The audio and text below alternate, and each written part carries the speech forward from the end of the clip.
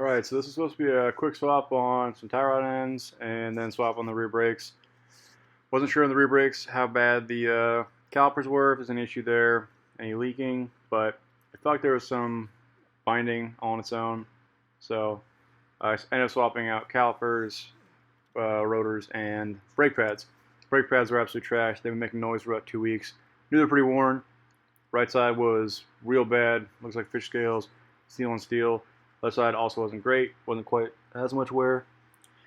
Up front, supposed to be tie rod, inner outer, both sides. It'd been, truck's got 300,000 miles on it. Looks like all original parts still on there. So I was like, no, we're just gonna swap it all out and I'll get it aligned. Don't really care. When you wiggle the tires on either side, there's a little bit of play, probably like less than 3/4 degrees, but enough to warrant some concern. So that was why initially I wanted to address the issue.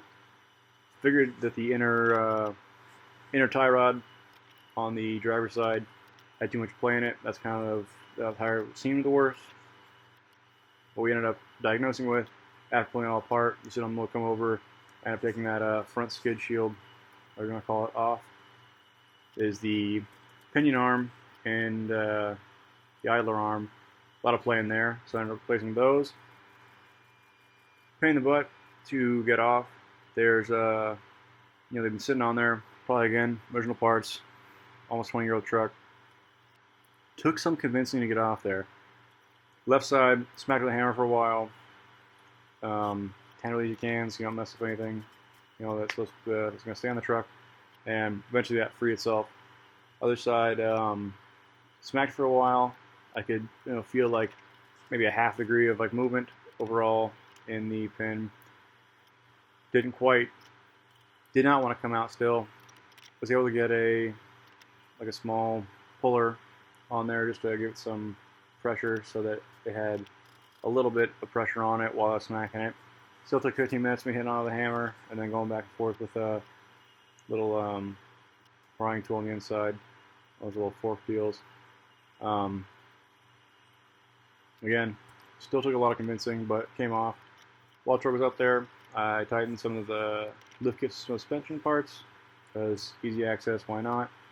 Freestyle fittings, but the truck now has new inner tie rod parts, new outer tie rod parts, new idler arm, new pitman arm, so steering should be pretty good. It feels a little bit tighter. I have a stabilizer I'm going to throw on there that I bought when I bought the lift kit that I just hadn't done, which I might throw on this afternoon. We'll see. It's been a long weekend. Front brakes look alright. So eventually tires will go back on it, but this video was meant to be a lot more informational to show how to swap out those front tie rods, but yeah, like I said, took a lot more convincing.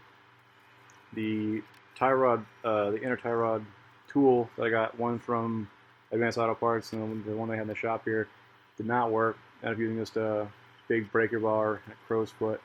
So it's like a 1 7/16 fit. So just a note, just for myself in the future, this took a lot. So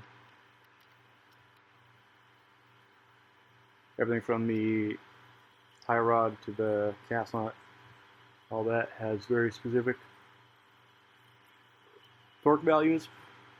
Make sure you torque everything spec. Grease all your new parts. I was only expecting to be there for like 2 hours, maybe 3 hours to do the front, maybe another hour to do the rear brakes. Ended up being at the shop from they opened at 8. I had to sit around till 8:45 until they opened. I was there probably till 3:30, so longer day, more expensive than I wanted it to be. Ended up having to buy those pitman and idler arms. When they first dropped off, the pitman arm, of course, wasn't the right one. So I swapped out the boxes, so I waited again for a couple minutes, tinker around some other stuff. But eventually, we got it figured out. It's all aligned now, and that's what we're doing. Great hobby shop, and PJ, obviously, plenty of mechanical experience, and just pretty helpful considering that I wasn't paying him to help out at all, or have him do any work. Egwin Auto Hobby Shop, really neat place they have available to, anyone who basically has access to the base.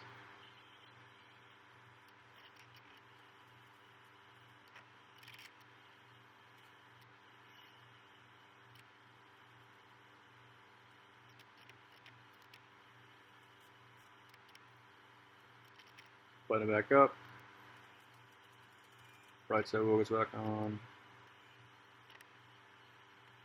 Torqued it. It's in the air. There's no reason for it to stay, so I had to wait to torque on the ground. So we spin it up. Shield goes back on. Pretty sure we drop it down about 5 seconds, and then once it gets dropped down, grab my brake parts out. Move all my stuff out of the way. So obviously, drop it. It's there.